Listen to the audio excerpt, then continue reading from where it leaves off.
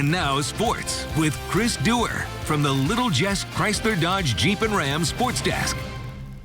It has been 23 years since a Paris softball team last hoisted a district championship trophy, and having to take on a good Community R6 squad on its home diamond tonight certainly increased the degree of difficulty in ending that drought. But don't tell that to the Lady Coyotes. It was Coyote beautiful, not ugly tonight for Paris, and it started from the very get-go in this one.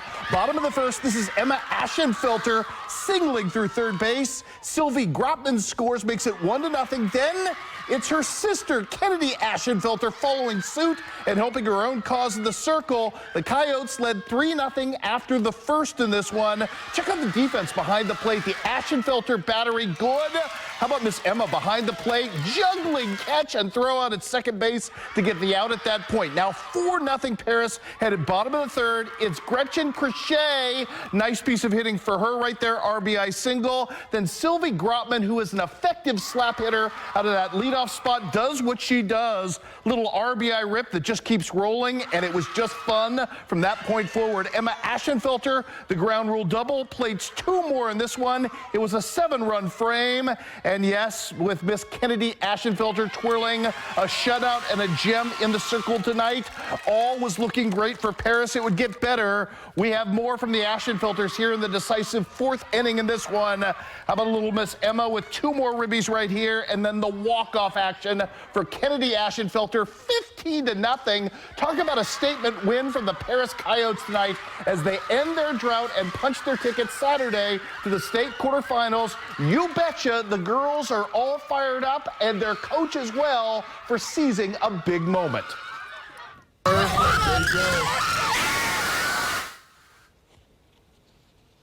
It's an amazing feeling, especially being so long. I mean, it was right after I got out of high school at Paris, so long time coming, and they have worked their tails off to be in this position too. So I'm just so proud of them.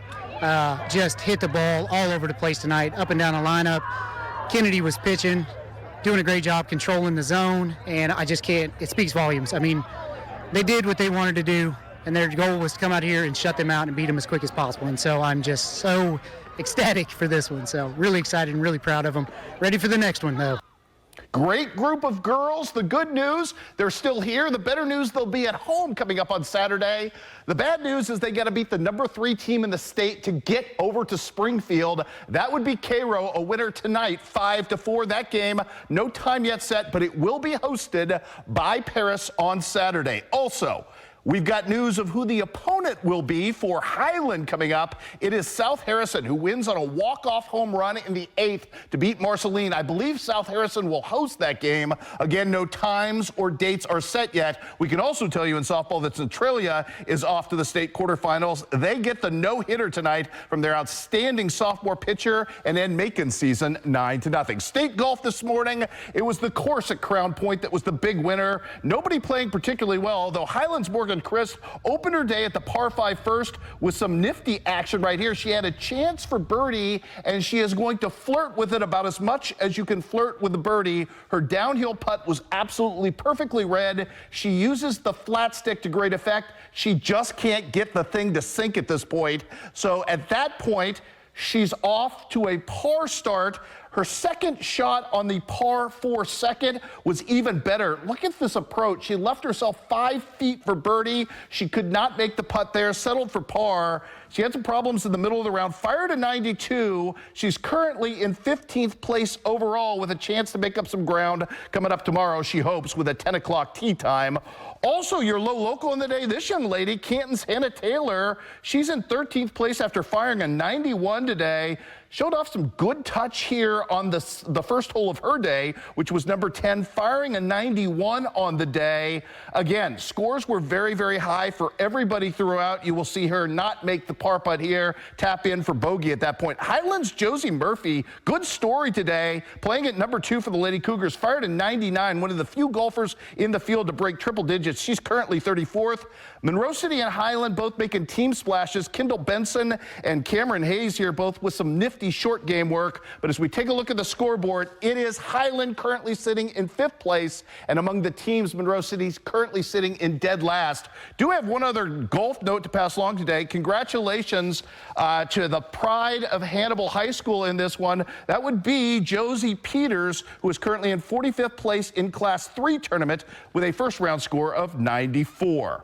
All right, moving on. Now we got some volleyball for you. Quincy High versus Quincy Notre Dame. Always fun when that happens. Pink night as well at Quincy High School. Nora Wiley about to set the tone for the Lady Raiders. Man, they were good in this first set. Out 2-0. Madison Luce trying to stop the momentum.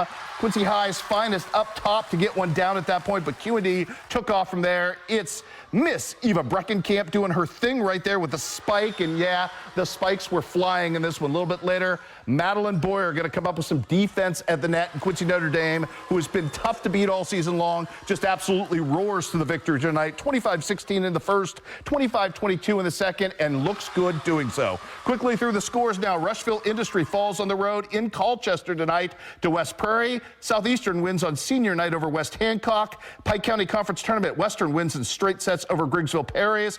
Lewis and Clark Conference cross-country meet. Paris, man, good night for Paris on all fronts. Paris is your boys and girls conference champs, and Marin Kinnaman and Landon Chapman are your individual champs. And in college soccer today, a draw between John Wood and the Culver Stockton Reserve JV squad. Coming up tomorrow at 6 o'clock, we will take you back to Columbia, Missouri for the Hall of Fame ceremony and a very special night for the history of Palmyra girls basketball.